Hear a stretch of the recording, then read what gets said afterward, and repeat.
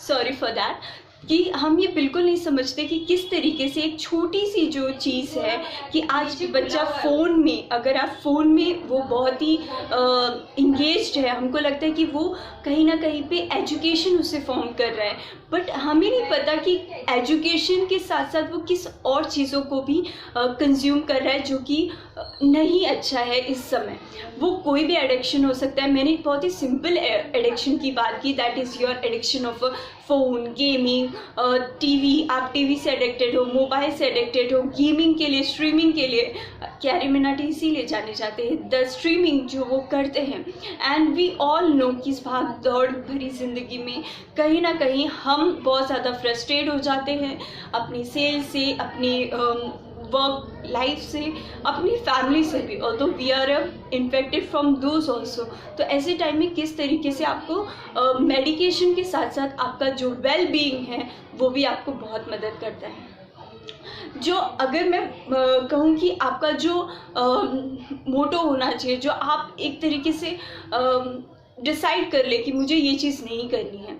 No doubt it is very difficult, it's very very difficult. हम medication, as I already say, medication या medicinal therapy हम कुछ time period के लिए ले सकते हैं। वो बिल्कुल भी आपके हैबिट में ऐसा हुआ कि अल्कोहल को आप कंज्यूम कर रहे हैं और उस अल्कोहल कंजप्शन के हैबिट को बिल्कुल ख़त्म करने के लिए या फिर डिस्ट्रॉय, रिड्यूस कुछ करने के लिए आप दूसरी चीज़ का कंज्यूम कर, मेडिसिन कंज्यूम कर रहे हैं। कहीं ना कहीं मेडिसिन भी डॉक्टर के प्रिस्क्रिप्शन से बिल्कुल ही मना की जाती है कि नहीं, इसके बाद आप मेडिसिन नहीं ले सकते हैं।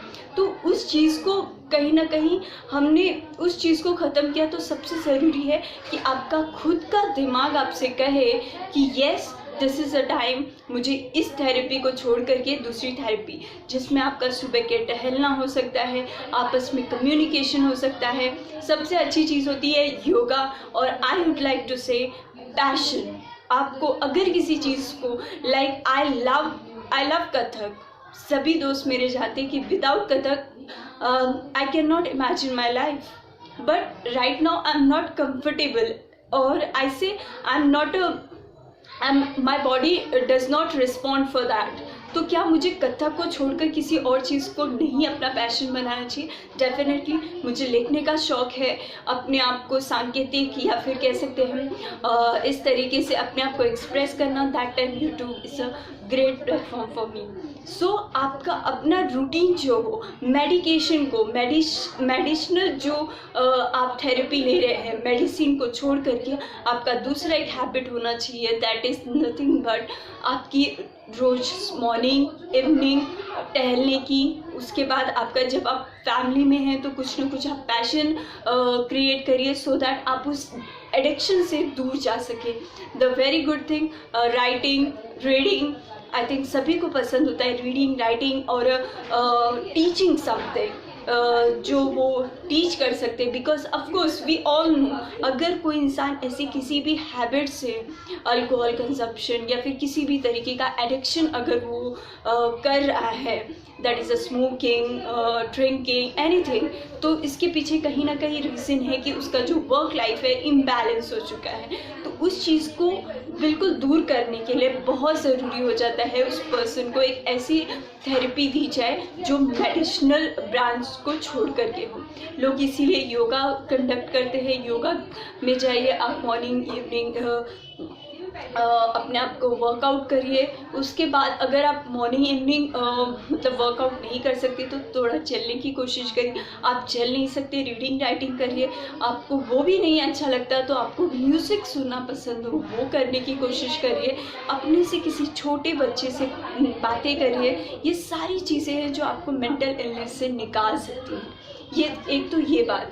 मैं दूसरी एक सबसे इम्पॉर्टेंट चीज़ I think to share with all of them, जो लोग एक्चुअल में समझते, because I write a shayari and people thoughts ये सब, because as we all know कि अगर एक इंसान किसी चीज़ में, किसी दलदल में वो फंसा है, तो उस इंसान को निकालने का काम जो करता है वो काफ़ी स्ट्रॉन्ग होता है। द पर्सन, अगर आप कहीं पे टीचिंग के लिए जाते हैं, अगर आप कहीं पढ़ने जाते हैं, तो टीचर आपसे ज़्यादा स्मार्ट होगा, उसको ज़्यादा इन्फॉर्मेशन होगी, उसकी ज़्यादा नॉलेज होगा, तो डेफिनेटली उसी के बाद वो आपको पढ़ा सकता है। Otherwise what is the importance of all this things.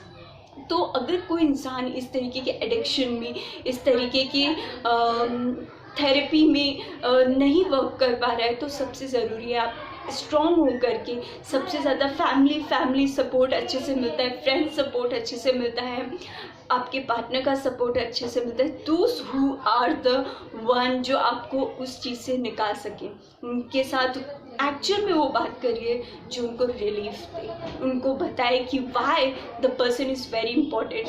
If the person is mental illness, उनका कैरेक्टरिस्टिक आता है सेल्फ डिस्ट्रक्टिव बिहेवियर, मतलब उन्हें खुद को ख़त्म करना, नो मुझे नहीं जीना, मुझे ये नहीं करना।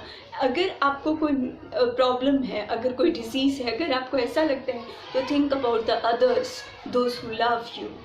आप उनके बारे में सोचिए and please come back soon, because हर समय अच्छा नहीं होता।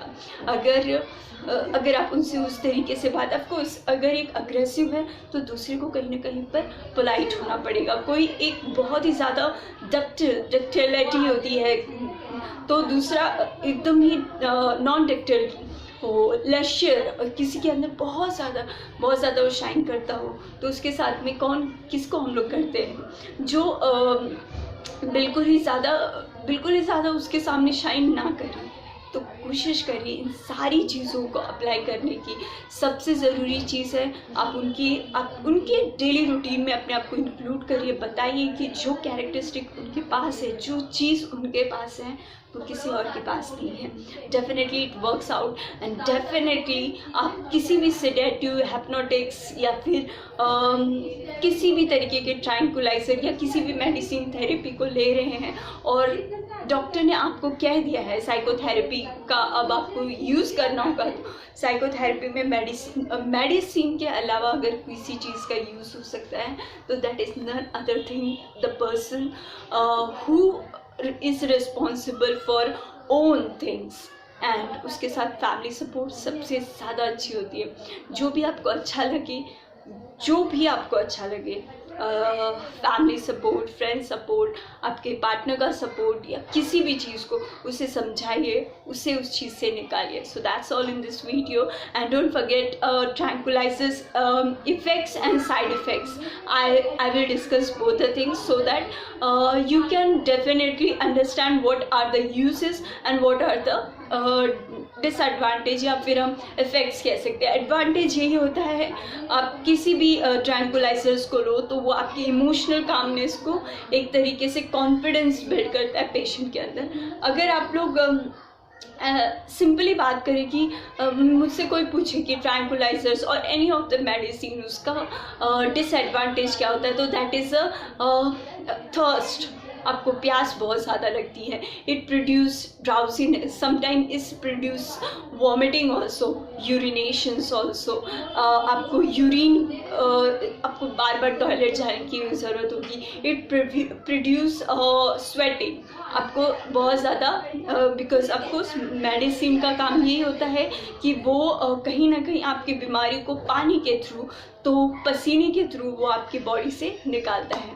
सो that's all in this video. Briefly इसके बारे में जानना है, ट्रैंकुलाइजर के एडवांटेज एंड डिसएडवांटेज, तो मैंने व्हाट्सएप पे उसका एक तरीके से कह सकते हैं, मैंने स्क्रीनशॉट भी दिया है दोनों के बारे में, और उसका वीडियो था आपको मिलकर बनेगा। So that's all in this video. Bye bye, take care yourself and use medicine as well as the therapy which are conducted for the doctors for your daily routine. So bye bye, thank you.